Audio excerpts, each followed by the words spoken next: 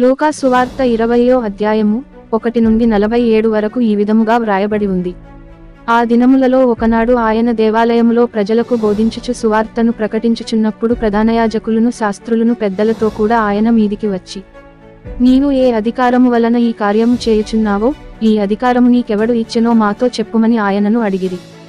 అందుకాయన నేనును మిమ్మును ఒక మాట అడుగుదును, అది నాతో చెప్పుడి. యోహాను ఇచ్చిన బాప్తిస్మము పరలోకము నుండి కలిగినదా మనుష్యుల నుండి కలిగినదా అని వారినడుగగా, వారు మనము పరలోకము నుండి కలిగినదని చెప్పిన ఎడల, అలాగైతే మీరెందుకతని నమ్మలేదని ఆయన మనలను అడుగును. మనుష్యుల వలన కలిగినదని చెప్పిన ఎడల ప్రజలందరూ మనలను రాళ్లతో కొట్టుదురు. ఏలైనగా యోహాను ప్రవక్త అని అందరును రూఢిగా నమ్ముచున్నారని తమలో తాము ఆలోచించుకొని, అది ఎక్కడ నుండి కలిగినదో మాకు తెలియదని ఆయనకు ఉత్తరమిచ్చిరి.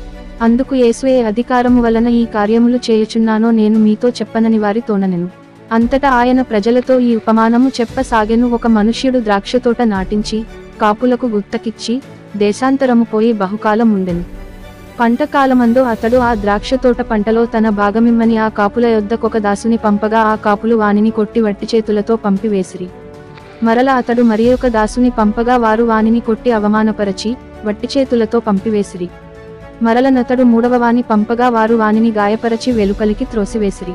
అప్పుడా ద్రాక్షతోట యజమానుడు, నేనేమి చేతును, నా ప్రియకుమారుని పంపుదును, ఒకవేళ వారు అతని సన్మానించెదరనుకొనెను.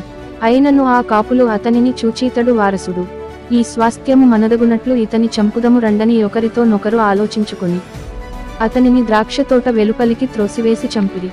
కాబట్టి ఆ ద్రాక్షతోట యజమానుడు వారికేమి చేయును? అతడు వచ్చి ఆ కాపులను సంహరించి తన ద్రాక్షతోటను ఇతరులకు ఇచ్చునని ఆయన చెప్పగా, వారు విని అట్లు కాకపోవును గాకనిరి. ఆయన వారిని చూచి, అలాగైతే ఇల్లు కట్టువారు నిషేధించిన రాయి మూలకు తలరాయి ఆయను అని వ్రాయబడిన మాట ఏమిటి? ఈ రాతి మీద పడు ప్రతివాడును తునకలై పోవును, గాని అది ఎవని మీద పడునో వానిని నలిచేయుననెను. ప్రధానయాజకులను శాస్త్రులను తమ్మును గూర్చి ఈ ఉపమానము ఆయన చెప్పెనని గ్రహించి, ఆ గడియలోనే ఆయనను బలాత్కారముగా పట్టుకొన సమయము చూచిరిగాని జనులకు భయపడిరి. వారాయనను కనిపెట్టుచు, అధిపతి వశమునకును అధికారమునకును ఆయనను అప్పగించుటకై ఆయన మాటలయందు తప్పుపట్టవలెనని, తాము నీతిమంతులని అనిపించుకొను వేగుల వారిని ఆయన యొద్దకు పంపిరి. వారు వచ్చి, బోధకుడా, నీవు న్యాయముగా మాటలాడుచును బోధించుచునున్నావు. నీవెవని యందును మోమోటము లేక సత్యముగానే దేవుని మార్గమును బోధించుచున్నావని ఎరుగుదుము. మనము కైసరునకు పన్ను ఇచ్చుట న్యాయమా కాదా అని ఆయన నడిగిరి. ఆయన వారి కుయుక్తిని గుర్తెరిగి, ఒక దేనారము ఇంచుమించు 1/2 రూపాయి కావచ్చును, నాకు చూపుడి. దీనిమీది రూపమును పైవ్రాతయు ఎవనివని అడుగగా, వారు కైసరు వనిరి. అందుకాయనాలాగైతే కైసరువి కైసరునకును, దేవునివి దేవునికిని చెల్లించుడని వారితో చెప్పెను. వారు ప్రజల ఎదుట ఈ మాటలో తప్పు పట్టనేరక ఆయన ప్రత్యుత్తరమునకు ఆశ్చర్యపడి ఊరకుండిరి.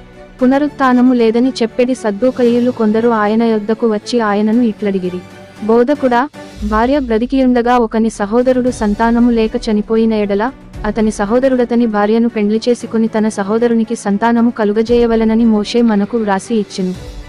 7 సహోదరులుండిరి. మొదటివాడొక స్త్రీని పెండ్లి చేసుకుని సంతానము లేక చనిపోయెను.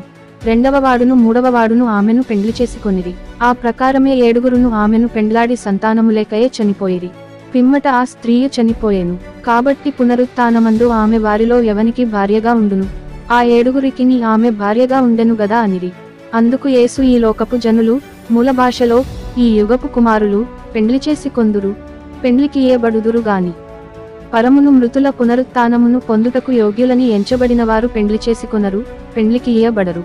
వారు పునరుత్థానములో పాలివారయ్యుండి, మూల భాషలో పునరుత్థానపు కుమారులయ్యుండి, దేవదూత సమానులను దేవుని కుమారులనయ్యుందురు గనుక వారికను చావనేరరు.